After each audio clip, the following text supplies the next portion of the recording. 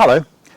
There are a number of jobs that need doing on a place like this, and today I'm going to talk a little bit about choosing some of the tools that can help to do them just that little bit more easily.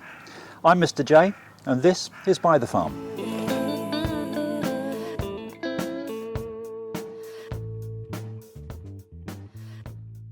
Back in our previous site in Monmouthshire, we used more sort of petrol traditional tools to do the weed whacking. And whilst they're very effective, they are very noisy, they're quite smelly, they've got quite heavy vibration as well. And I know that Liz particularly found not only the weight of the thing a little bit difficult to use, but she had great difficulty with the power cord, you know, the rip pull thing to get the thing started. Which I also sometimes found difficult, particularly when it had been sitting around for a while not being used.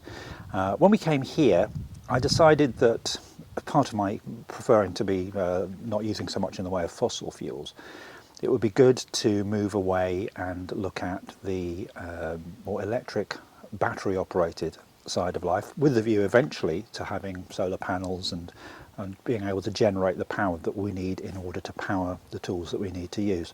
You know, I think one of the hard things is the wanting to have the best tools, but actually just not being able to afford them.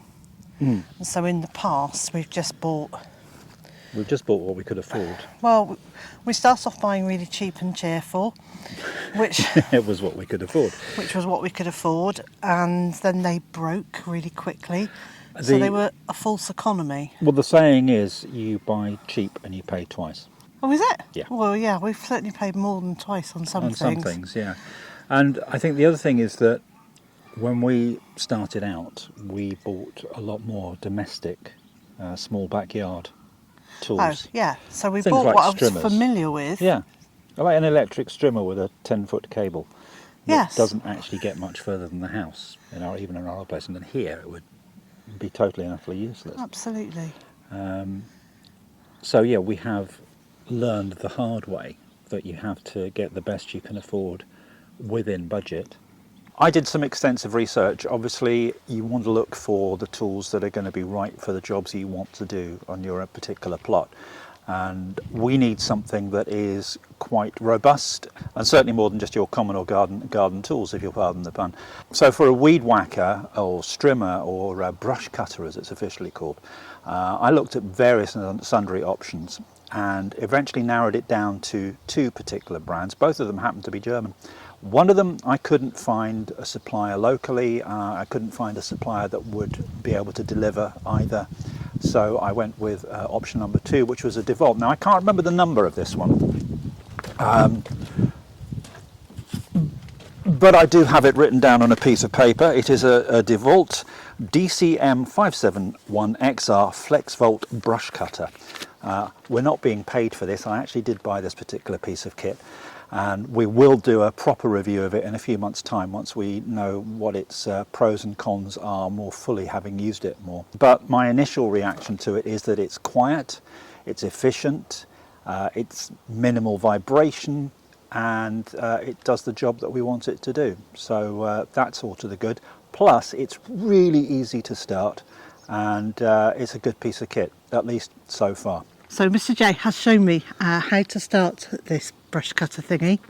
Do you want me to show you again? I immediately forgot how to do it. Well, I'll show you again.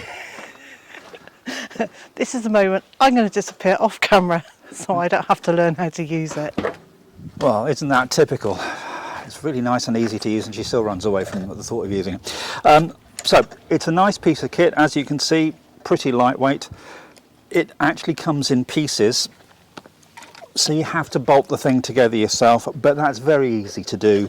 It comes with full instructions and also all the tools, which is really nice. So you've got all the Allen keys and whatever else you need in order to put it together. It's always worth keeping those tools to hand after you've actually built the thing, because one or two things will work loose with use. I've already had to tighten up the handle here a couple of times, and that's just from everyday use of the particular piece of kit. This one does come with both the traditional strimmer line and also the blade, which is what we've got inserted on it, because that is what we need in order to do the jobs that we need to do here at Byther Farm. One of the things that really sold this to me is the batteries. One of the issues with some of the battery operated systems is that the batteries themselves don't last for terribly long. They're not terrifically high powered. This is a 54 volt battery, so it's got plenty of oomph and therefore gives you a good long work time as well, which the smaller batteries might not do. Even better, it's interchangeable with other items in the DeVault range. It will work with an 18 volt piece of kit as well. That's why they call it the flex volt system, I guess. And that's just something that's really good to be able to have, because there are other items in their range which in time, when I can afford to, I will almost certainly be buying, because there are other things we're going to need here on the farm. So it's good to have a piece of kit that's got that flexibility to work in different situations, and you've got the interchangeable power so that you can use that with other pieces of kit as well, and not have to burden yourself with buying various and sundry different systems. This is a little bit like our hand tools, the power tools I use for woodwork. Well, we both use for woodwork, that have got the interchangeable batteries, and that is such a useful thing to have. In that I'm not having to run off to the house and find a different battery all the time. So if one runs out while I'm using it, Which it often does. yeah, I can then change it for something else, and Yeah. that's been invaluable. And that's why I actually went to the expense of buying a spare battery when I bought this particular piece of kit, because there is nothing more frustrating than being halfway through a job and then going, oh, I've now got to wait for an hour while the battery recharges. Yeah. Interestingly, the battery charger is quite noisy, so it's not something you're going to want to have sitting in a room where you're trying to have some quiet time or watch TV or whatever. But it stops as soon as the thing's charged. It switches itself off, and that is also a really useful little feature. I'm really conscious that we're in that privileged position of being able to afford not only some quite nice power tools, but the batteries as well.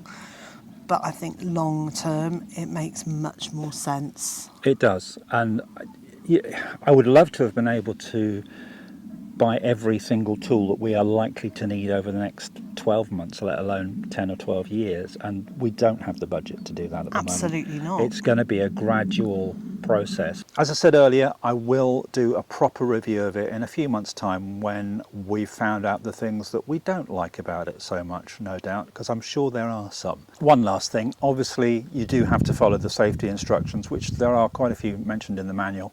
The brush cutter doesn't come with gloves or visors or any of that material, so you do have to buy that yourself. I obviously have the gloves already.